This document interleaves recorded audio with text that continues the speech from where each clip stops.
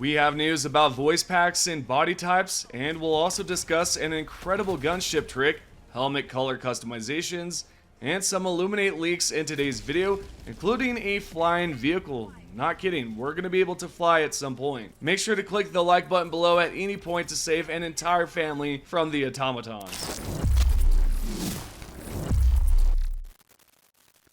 Alright, the CEO responded to a question about whether the developers are interested in bringing all brand new voice packs and different body types for Helldivers 2. The question posed by a player who said, at Shams Georgiani, quick question, is it possible for @Arrowhead to implement some new body types and or new voice packs in future war bonds for Helldivers 2? Divers with new accents, pronunciations, and big jiggling bellies would be awesome. Then the CEO responded with, would be cool, but it's quite costly in time, if I remember correctly. It seems that introducing a new voice pack or body types can be quite costly in terms of resources, which is why it's unlikely to happen. This may be seen as a missed opportunity by some Helldivers who would love to see, new voice packs and body types, but the reality of the situation is that the developers do not have the resources and possibly the time as well to implement such changes. I believe that a crossover at some point with different voice packs would be cool to see at least.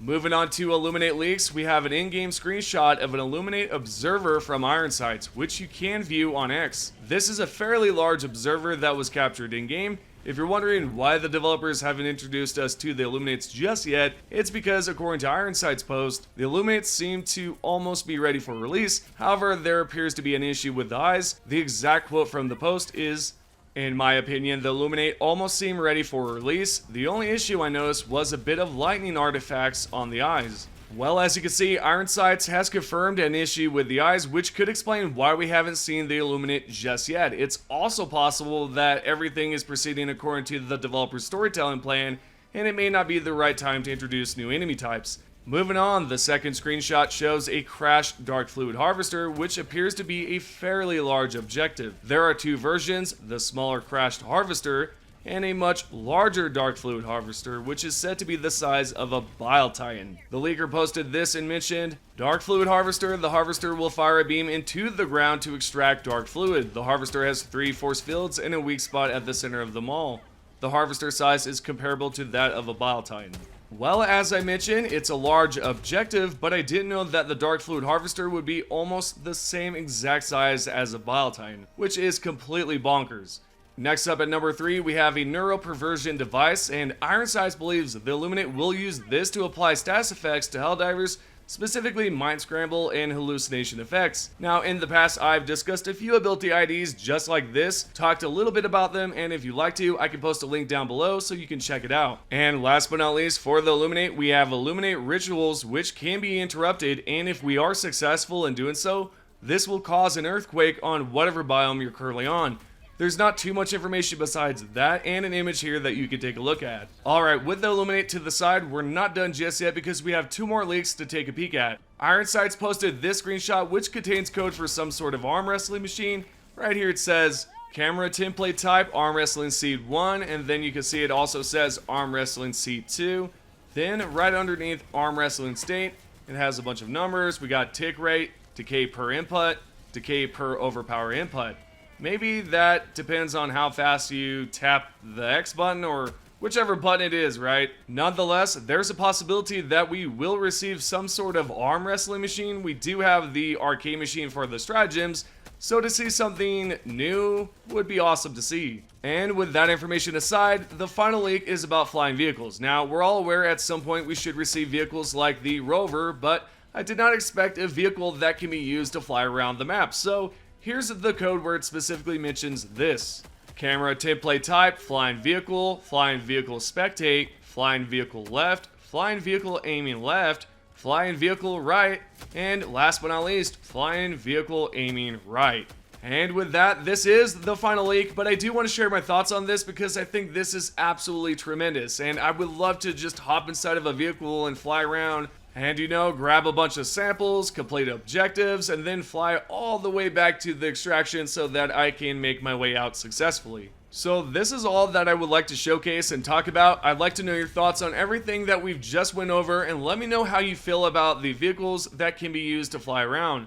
Also, all the credit and sources will be linked in the description. We're now going to continue on because we need to talk about the customizations in Helldivers 2. There's a player here who brought up somewhat of a concept and said, "The one thing I wish for the most, I wish we had the B01 helmet in all the colors. In my opinion, it's the coolest looking helmet in the entire game, and definitely one of the cooler helmet designs in all sci-fi. I just wish I could mix and match it with all available armors in game one day." And you can see there's an image of the exact helmet with a variety of different colors. It's no surprise that a lot of us want to change the colors on certain armors. Now, does that apply to all the different armors and all the helmet types? No, what I'm talking about is customizing specific armors like the ones you see here on the screen. The developers could introduce new patterns in the shop for us to purchase and allow us to use those patterns on different helmets and armors. However, I do not believe the developers are going to do such a thing, considering in the past the chief creative Pilistad mentioned this: "Swapping one for the other is like having an apple that tastes like bacon or the other way around." And that's about the transmog, by the way. Now, it's fair to say this post was created back in May, and so his thoughts on this could have changed because 2 months later we received patterns for our Hellpods, Pelican, and the exosuits. This right here, I think it would be a tremendous idea to allow us to customize colors on certain armors, and I believe it would be well received by just about everyone.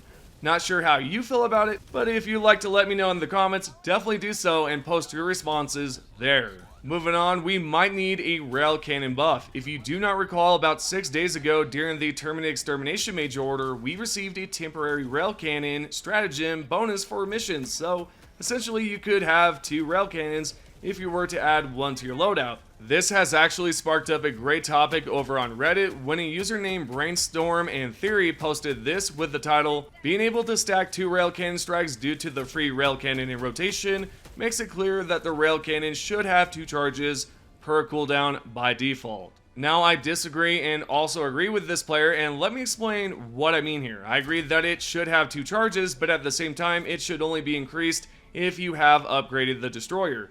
For example, the 500k bomb can receive an additional use if you were to upgrade the expanded weapons bay. Anyways, this is not the only player here that would like to see this, because this player named Scranner Boy posted this with the title, "The rail cannon being bad at bringing down gunships is stupid." Then the player went on to say the whole concept of it is that you're launching a projectile at such absurdly high speed that basically nothing can resist it, even armored vehicles. The fact that it takes 6 unsafe semi-charged shots minimum to the thrusters to bring them down, while the HMG only needs 45 seconds of sustained fire, is just absolutely ridiculous. It should only take 2 fully charged unsafe shots, maybe 3 tops if that's too OP. My response to that, I believe 3 rail cannon charges would be a bit excessive. 2 seems like a fair number to me. So what are your thoughts? Does the rail cannon need a buff, or is it fine as it is? And last but not least, let's talk about some helpful tips and tricks that you may not know about. With that said, did you know that you can easily take out a gunship without using a stratagem? The only requirement is you need to purchase a Scorcher for 75 medals, which can be picked up if you have reached the 10th page on the Helldivers Mobilized War Bond. Once you have acquired the Scorcher, locate a gunship and aim for the head instead of the engines. You will want to shoot 13 times, and when you have inflicted enough damage, the ship will begin to plummet towards the ground, and you could also aim for the engines, but it takes 49 hits with the Scorcher to destroy 1 ship, as discovered by a Reddit user named Fate Plays Chess. This tip overall can save you and your team from losing lives and should make it easier to destroy gunship fabricators, and I highly recommend that you try this out the next time you are out of rocket ammo. It's quite effective, as you can see. The second tip is with objects in general. This one is commonly known, yet a majority of you might find this information new. Let's say if you are attempting to fill up the Siege artillery with the missiles, you might be doing it the wrong way, at least when it comes down to carrying and transporting the ammo to the artillery. What you should do when carrying a missile is to pick it up and instantly unequip it as fast as you can, then pick it up once more while unequipping quickly. You will want to try to sprint while doing this. This should launch the ammo towards the direction you are facing. The best way to unequip a missile is to simply swap weapons, and that's all. Now you can do this with just about any object that you can pick up. This means those red fuel tanks, the briefcases, and so on. Next up, the third and final tip actually involves the Siege artillery. If you are struggling against those pesky stratagem jammers, I suggest finding an artillery nearby as soon as possible once you have dived onto a planet. The reason is that it will make things a bit easier, both for dealing with jammers and for missions where you have run out of time. So the jammers that have fabricators hooked up to them can be easily destroyed if you have a commando, but let's say that's not a possibility.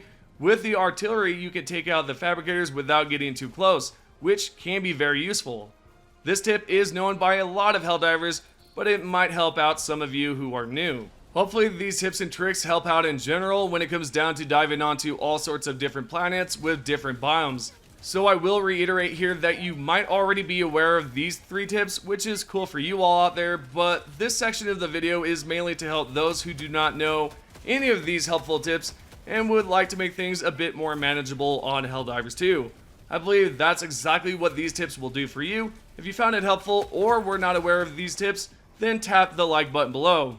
And there you go, this is your Helldivers 2 news. We're now going to talk about the top 3 comments from the previous video. If you guys would like to be featured in the next video, all you have to do is comment down below. The first comment is by Anilo. Blow up orbital cannons so our forces can attack the planet. Park super destroyer in low atmosphere. The second comment is by Worm Infected. We were first made aware of the mutations of the Terminates after the Terminate Control System MO. Initially, the gas reduced their numbers, but they began to breed out of control. Mutations were observed on the planets with TCS installations. When we first saw the Shriekers spawning in that sector alone, Meridia became overrun due to increased breeding rates and thus destroyed, but the Shriekers mutations persisted as the bugs were beaten back. Super Earth has declared that mutations are being triggered deep within Terminate space, so maybe the bug's homeworld Omicron is the catalyst. And last but not least, we have Little Fella 1014. New missions is pretty cool, glad they're adding new missions now. And there's the top 3 comments from the previous video. If you guys would like to be featured in the next video, all you have to do is comment below in this video, and you might be featured in the next one. Thank you guys so much for watching the channel. Remember to subscribe, turn on the notifications, and also give this video a like. See you guys in the next one.